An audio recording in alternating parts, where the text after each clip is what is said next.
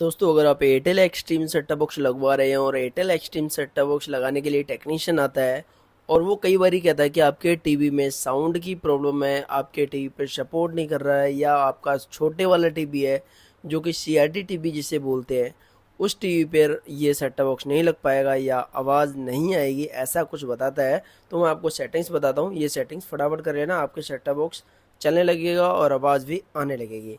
देखो सेटिंग्स पे ओके करते हैं। सेटिंग्स पे ओके करने के बाद में आपको आ जाना है एंड्रॉयड सेटिंग्स पे, इस वाले सेटिंग्स पे, ठीक है। यहाँ पर ओके करने के बाद में आपको डिवाइस प्रेफरेंस पे ओके कर दे रहे हैं।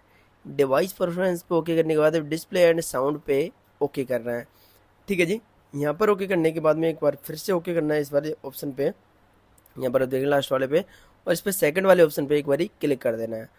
और यहाँ पर क्लिक करते ही आपका काम हो जाता है। आपके इस टीवी में अगर साउंड की प्रॉब्लम है, फ़ोटो आ रही है, वीडियो चल रही है लेकिन साउंड नहीं आ रहा है, तो उसका इलाज यही है। आप इसमें देख लीजिए, बैक आ जाइए उस पर ओके करने के बाद में, और आपका जो टीवी है वो चलने लगेगा।